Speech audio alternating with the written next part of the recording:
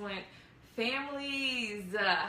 I'll wait a little bit to see if anybody hops on.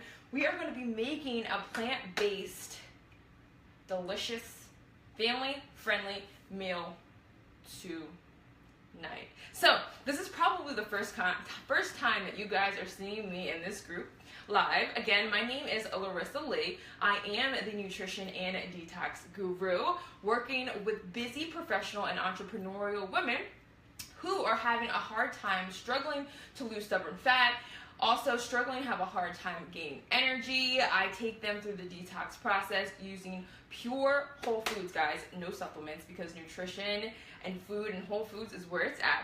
Or if they're not ready for the detox process, I help them transition to a plant-based diet so they can burn fat faster and skyrocket energy levels. Now, if you're hopping on, say what's up to me. I like to interact with you guys, so let's get this combo going.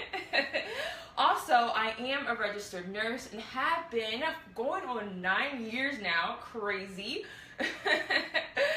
as well as working in the critical care setting. I've also been a holistic health coach for over a year now, and my medical background mixed with the holistic health certification, along with dealing with my own health struggles, kind of gives me a unique perspective on the human body and how it works and how we can fuel our body to work as properly as possible. So tonight we are making burgers and fries. Burgers and fries. But not your typical burgers and fries, guys. Duh. I do plant-based nutrition, so we're not doing regular burgers and fries. We are doing veggie black bean burgers from scratch, as well as some sweet potato fries. This will be a nice, delicious meal for those kiddos and the hubs, because we all know they're not always into trying new things, and this is a great way to transition into eating healthier foods. If you guys are hopping on, say what's up. We won't be making the sweet potato fries during this live for the sake of time, but I will post that video on how to make them in the link so that you guys can have a full balanced meal with that. Hey Angela, how you doing? What is this? Your energy is great morning and night. Love it. Thank you, thank you, thank you. All right. So let me get to going. Oh wait, I didn't even tell you guys what I was using. Let me get it together. Okay, so we are using, for these black bean veggie burgers, we are using 2 cans of black beans, right, drained, organic. We are using 1 large green bell pepper. Hey Natasha. I am in excellent families, right? I know that sounds bad, but sometimes you're like going live in so many places that you're like, oh my gosh, am I in the right place? All right, so I have 1 large green bell pepper here. Then we have 1 large onion diced. Boom. Then we are going to have a cup of, hey Sameka, a cup of breadcrumbs, 2 eggs, and then for the seasonings, we are going to be using 2 teaspoons of hot sauce, chili powder, 2 tablespoons of that, cumin, we are using 2 tablespoons of that, and we are using some garlic powder. Now, the recipe actually calls for 3 cloves of diced garlic, but I ain't got time for that. Not everybody has time for that, right? So, on sake of time, I'm using garlic powder because it is so much easier, okay? And also, I'm gonna use a little bit of pink Himalayan salt. And we're gonna get to making this, right? All right, so to start off, we want to be able to mash the beans so they get to a pasty consistency. Now, if you have a food processor or like a high-powered blender, this might actually work better than mashing. However, I'm going to try this mashing out part this time, because last time I used the blender, it worked, but I just want to try it this way better. So some of you guys might be saying, if I have a diet that is predominantly plant-based, how am I going to be getting my protein? And there are many plant-based sources where you are able to get enough protein in a day, guys. And many of us don't realize this, but as Americans, we're getting in way too much protein anyway. We're having animal-based proteins with every meal, and we don't need to do that. We're like ODing on protein, right? So, adding in plant-based sources like beans, what we're having now, eggs are good. Also things like quinoa, hemp seeds, and also, if you didn't know, veggies have protein as well. And for those of you who may have never heard of the idea of plant-based nutrition before, some people tend to think that that means that you can't eat meat at all. Some people feel like that's vegan, but in reality, it just simply means that you get the most of your nutrients from plant sources. So when I am working with clients, I like to challenge them to start looking at their veggies and their fruits as their main course and their animal protein or their meat as their side. Because when we're sitting down to eat a meal, looking at a plate, we should really be having half of that plate full with veggies and fruits, things that are high in fiber, high in antioxidants, and high in enzymes. And when you compare veggies and fruits, right, to animal sources of protein, right, like beef, fish, chicken, lamb, duck, anything that you really wanted to compare it to, when you put those things side to side, you will notice that you get so much more vitamins, so much more minerals, so much more antioxidants, and protein, calorie for calorie, in actual vegetables than animal meats. So that is what it's starting to look like, a pasty consistency. Now, I'm not saying that we shouldn't be eating meat at all, guys. No, that's not what I'm saying. I'm just saying that we need to be transitioning more to eating more fruits and vegetables and whole foods overall. So this looks like it's a good pasty consistency. Once you get to that paste-like consistency, and I'm thinking that I like doing it this way instead of the blender, even though it takes me a little bit more time, I really like the consistency of this a lot more because it still has those chunks of beans in it because you still want to have that good texture. All right. All right, so there we have it. So that is that. Boom. So now we're going to be adding some onion and green peppers to this. And like I said before, I cut up a whole onion. Don't know that I'll need a whole onion, but we shall see. Also putting the green pepper in. So these were large onions, and a large onion and a large green bell pepper. So I think using two-thirds of that was actually pretty good of each. All right, so now we have this looking like so. So we are gonna mix the eggs together now.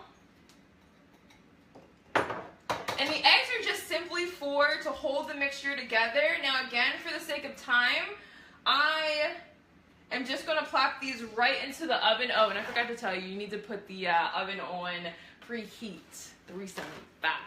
Got it? Got it? Good. So, if you have time, which since I'm making it for you guys, I want to hurry up and make it, but to help the burgers stick together a lot better, you might want to put those in the refrigerator for about 30 minutes to an hour or so, because of their consistency, they can easily fall apart.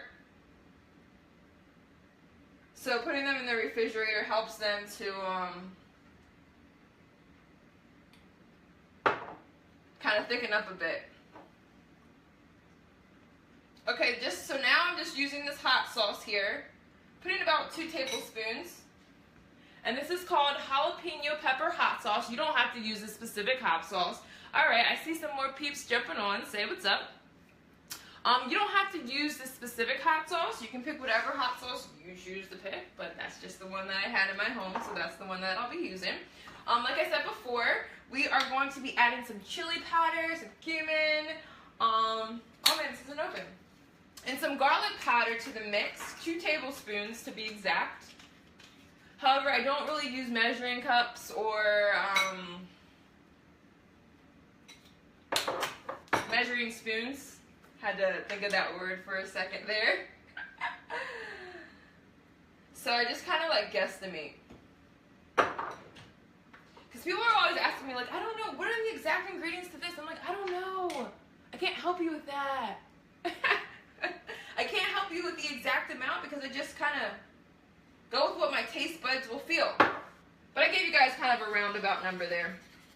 So right now I'm just using 1 egg. I'm going to start off to see how using 1 egg does. Because my beans aren't totally dry, so I don't want the mixture to be too moist. Got it. Hello, Elaine. How are you? Yes, veggie burgers. We're making black bean veggie burgers tonight, as well as some sweet potato fries. However, I'm going to post the video to how to make the sweet potato fries in the comments once we're done here. Because that'll just be a whole lot to do on a live broadcast. You know what I'm saying? Alright, so we are going to add this mixture on into the pot here. This smells so good, guys. You have to make this. Legit. Seriously. Seriously, and I'm also going to add some of these breadcrumbs. Now, I didn't explain this bread to you yet. We are using sprouted grain bread. Sprouted grain bread. Have any of you guys heard of sprouted grain bread? Samantha, I know you have. Yeah, looking forward to trying this, Natasha. Awesome. I know you have because you've been on my lives before.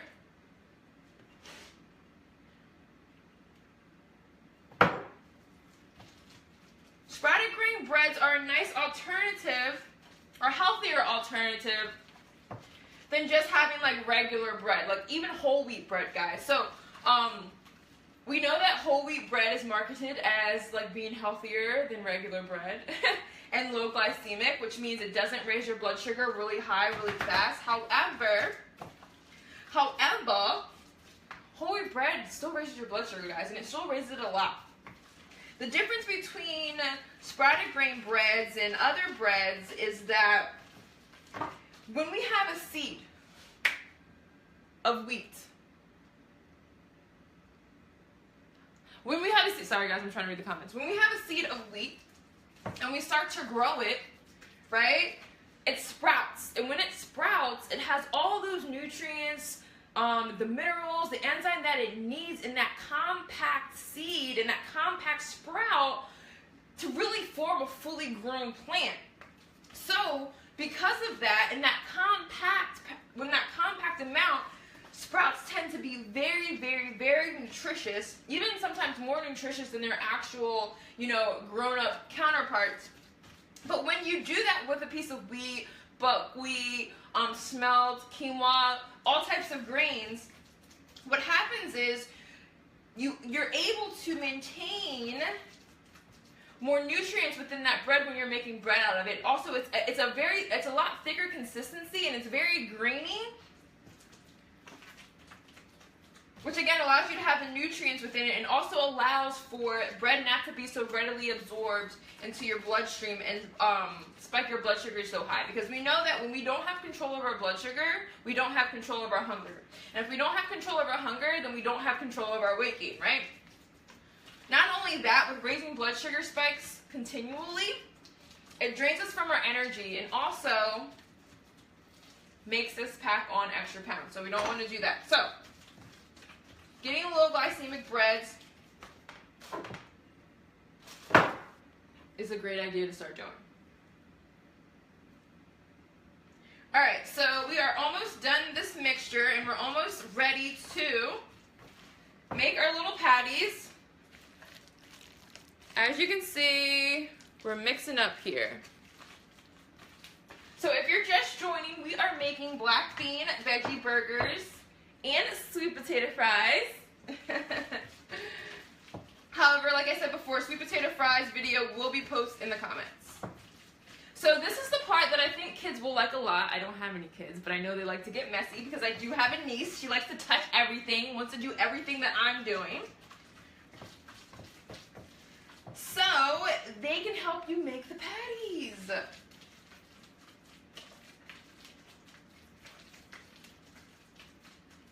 Alright, I'm going to just add a little bit of salt because I didn't do that yet.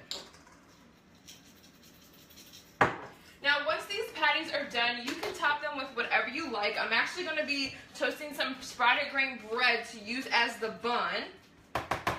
I'm going to be topping them, however, with tomato, avocado, and some cut up onions. Why? Because those are the things that are the healthiest. And we want to remain as healthy as possible. Now, for those of you guys who are on, have you guys ever heard of plant-based nutrition before? Alright, so what I'm doing now is going to get really messy. And I think I'm going to make my burgers really thick. The thicker you make them, the longer you will probably have to bake them to dry them out a little bit more. But as you can see, we have a little ball here. I'm just going to flatten it out. Put it on a non-stick pan, and voila, there we have it. So, like I said before, plant-based nutrition is just getting most of your nutrients from plant-based sources. Why would anybody want to do that? If you guys have ever heard of the blue zones,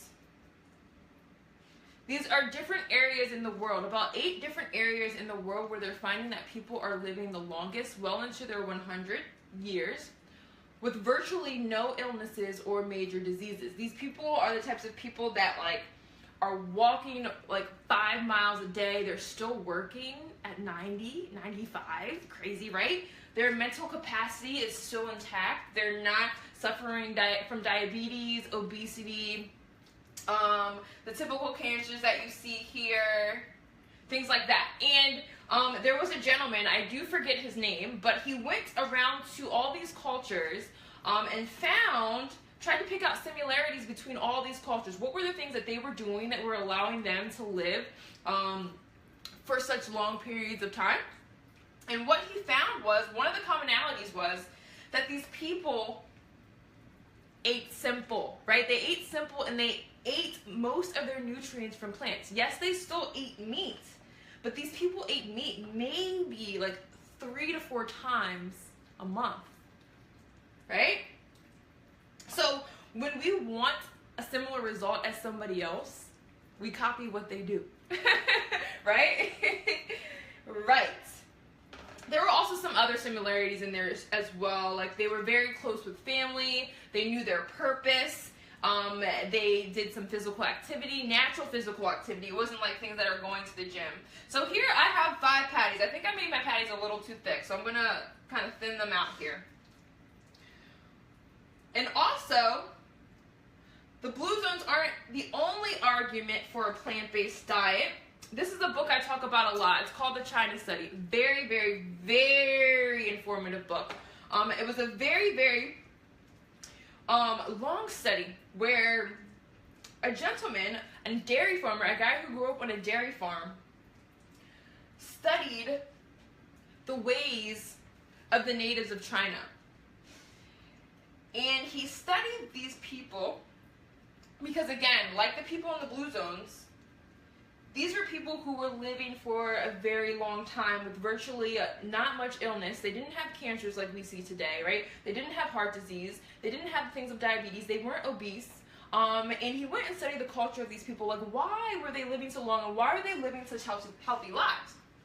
So at first he thought maybe it was their genetics that were allowing them to live for such a long time. So he not only started to study the people that were in, so I made 6 patties with this, guys, and I'm going to roll with this.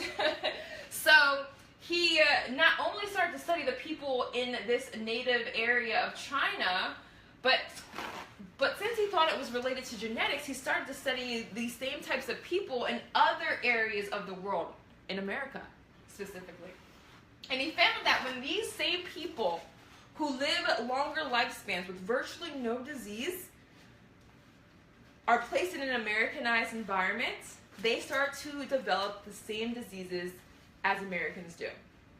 So he started to look at the way they lived their life and the foods that they were eating. And he studied those foods in rats and kind of noticed that there were different trends with the types of foods that they would introduce. Now, in the middle of this, I'm going to put this in the oven, and so these are pretty thick, delicious patties, guys. So we are going to cook these for about 30 minutes. For 15 minutes, I'm going to just leave them alone, and then I'm going to flip it over and then let the other side cook for 15 more minutes. But anyway, so he started to study these people and found out that the foods that they were eating were contributing to their longer lives. The foods that they were eating soy. Even though soy today, we say that it's linked to breast cancer, and actually studies have shown that women who have survived breast cancer that have higher intake of soy are less likely to die of all causes. He noticed that they were eating large amounts of whole grains. They were eating off the plants that they grew. And this was a major contributing factor to how long these people were living. Some of the things that he studied in rats and mice were milk, dairy milk from actual cows. And this was a guy who grew up on a dairy farm. And he found that when you increase the milk that you drink from cows, when it's more than 5% of your diet, the protein that we can find in milk that's related to cows, casein, raises your cancer risk. Raises cancer risk and causes tumors to grow faster, which is crazy, right? Insane.